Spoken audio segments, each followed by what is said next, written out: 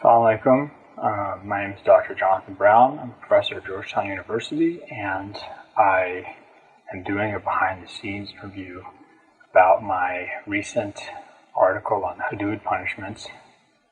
It's probably been the first time that Hudud punishments and behind-the-scenes have been used in the same sentence. Although they show up in movies so much, maybe it's not true.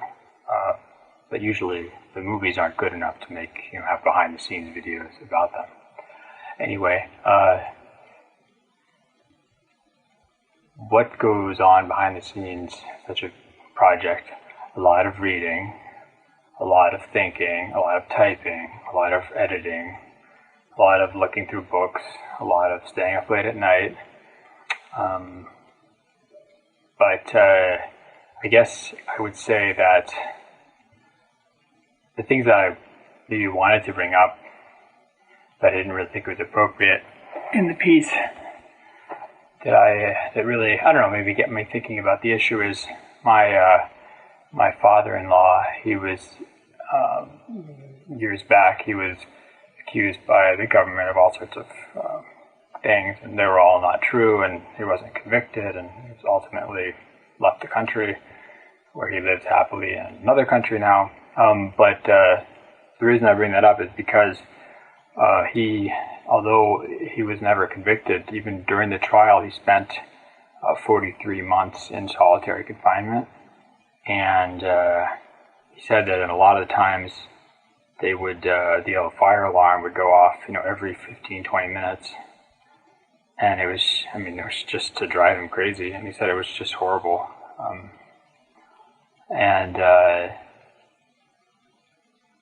Did you even remember there was a Law and Order episode? He once showed us there was this Law and Order criminal special victims unit episode about solitary confinement, and he recorded this part. He showed it to us and said, "This is exactly what it was like being in there." And the detective volunteers to go into solitary confinement to see what it's like, because some criminal had been in solitary confinement, had gone crazy, and then killed somebody or something like that. Anyway, he just goes completely bonkers just even before a day is over.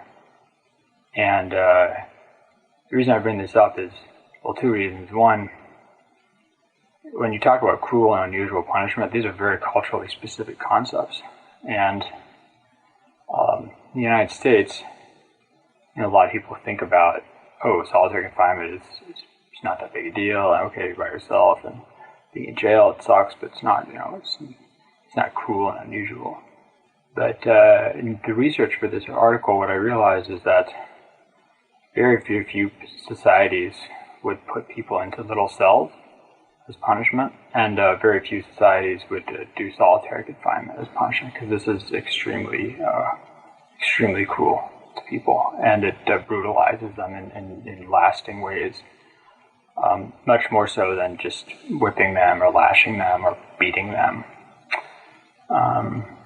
And the second thing is, when my father-in-law was telling me once, when he was in, so you'd get in solitary confinement, you'd get 1 hour, I think a day or something, and it would be nighttime, but they'd take him up to this this room that would look out. The part of the roof was open, and it would be in kind of a cage, and you could exercise in that cage or something. There was another guy who was out there at the same time, in his cage, in another cage.